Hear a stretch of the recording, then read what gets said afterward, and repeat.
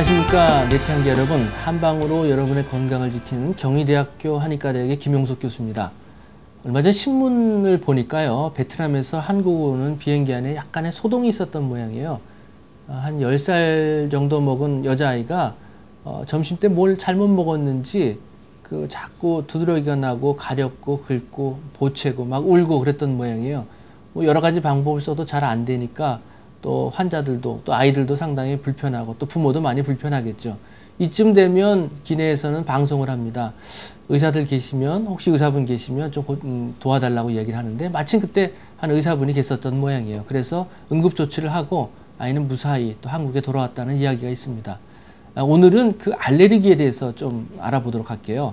알레르기란 용어를 처음 쓴 것은 20세기 초에 소아과 의사가 썼거든요. 그러니까 한 100년 정도밖에 안 된 이런 병명이라고 볼 수 있죠.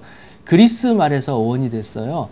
알로스라고 하고 에르고라는 말인데 뭐냐면 다른 반응이라는 거죠. 그죠? 뭐가 다르냐 하면 면역 반응이 다르다는 거예요. 어떤 물질이 들어왔을 때 그 물질에 대해서 우리가 그것을 싸우고 또 그것을 물리치는 그런 역할들이, 전쟁 같은 것들이 일어나고 있는데, 우리 몸에서 또 불필요하게 뭐 자극이 되지 않고 또 큰 문제가 되지 않은 건데 그거에 대한 이상 반응을 생기니까 이런 알레르기 반응이 생기는 거죠. 그래서 뭐 가렵기도 하고요, 뭐 두드러기 나기도 하고요, 또 심한 경우에는 기도가 이렇게 막혀서 뭐 쇼크도 오기도 되죠. 쉽게 우리 예를 들면 음식 때문에 생길 수도 있고요, 또 뭐 벌 같은 거 쏘였을 때 페니실린 주사 맞고 이런 것들도 다 마찬가지로 알레르기라고 볼 수가 있습니다. 그런데 이 알레르기에 대한 몇 가지 상식 중에 우리가 잘 혼동하는 것 몇 가지를 오늘 또 좀 살펴보겠습니다. 첫 번째는요, 알레르기 하면 꽃가루 이렇게 생각하시지 않았습니까? 꽃가루는 이 식물인에서 생기는 이 화분들, 그죠?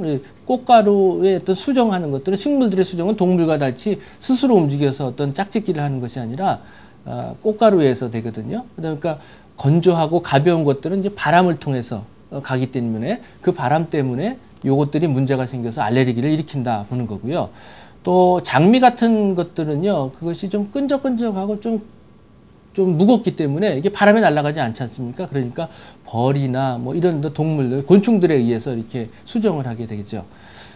사실 그 꽃가루에서 날리는 건조한 것 때문에 알레르기도 생길 수 있지만요, 이런 장미 같은 것도 사실 알레르기를 일으킬 수 있다고 보겠지만 그렇게 많이 일으키는 건 아니고요. 단지 장미 같은 경우는 이제 뭐 향기 때문에 뭐 기침이 나거나 그런 게 생길 수가 있겠죠.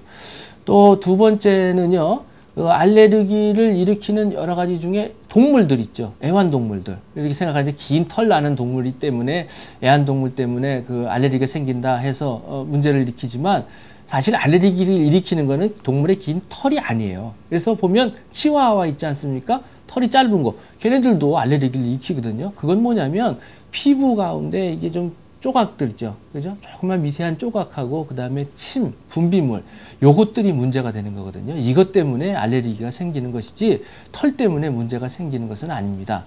또 음식 중에서도 보면요, 아이들이 잘 걸리는 것하고 어린이 잘 걸리는 것이 달라요. 아이들이 잘 걸리는 거는 우유라든지 계란, 콩 같은 것들이 잘 생기고요. 어른들 같은 경우에는요, 뭐 포도라든지 호도라든지 뭐 이런 것들이죠. 이런 것들이 더 많이 생깁니다. 근데 이제 어른들 같은 경우에 우유 먹고선 뭐 속이 부북하고 뭐가 이렇게 좀 불편하다, 트름도나 이런 분들은요, 이건 알레르기가 아니고요, 우유 속에 있는 당분을 이렇게 소화시키고 하는 이 효소가 좀 부족해서 생기는 거지, 이거는 절대 알레르기가 아니라는 거 기억하시기 바랍니다. 그러면 이런 알레르기는 어떻게 치료해야 되느냐? 한방에서는 이것도 어떤 싸움이지 않습니까? 그래서 부정거사해서 전기가 약한 것들은 볶아주고 또 사기가 너무 센 것들은 깎아주는 이런 방법들을 쓰게 되는데요. 알레르기는 일종의 이상반응이에요. 이상반응 일으키는 것들에서는 어떻게 해야 되겠습니까? 그 원인을 찾아서 그거를 피하는 거죠. 피하면 문제는 해결됩니다. 우리가 보면 미친 강아지를 보면은 그거하고 싸워서 이기는 게 아니라 피하면은 상책이죠. 그래서 중국의 그 전략 중에서 36개라는 거 있지 않습니까? 36개 주량량이라는 거. 이것이 지금 알레르기 질환을 치료하는데 회피요법으로 쓰인다고 볼 수가 있겠죠. 또 진먼지, 또 진드기 이런 것들이 알레르기를 일으키는 원인이거든요. 그 환경 중에 어떤 환경이냐면 따뜻하고 습한 환경에서는 이런 것들이 잘 생겨요. 이제 봄도 됐지 않습니까? 방을 건조하게 해주고 또 환기 좀 시키고 또 이불 같은 것들을 햇빛에 살짝 말려갖고 그죠? 알레르기 진드기 원인들을 제거하는 이런 하루가 되었으면 좋겠습니다. 오늘 여기까지 알아봤고요. 다음 시간에 또 다른 주제로 여러분을 찾아뵙겠습니다.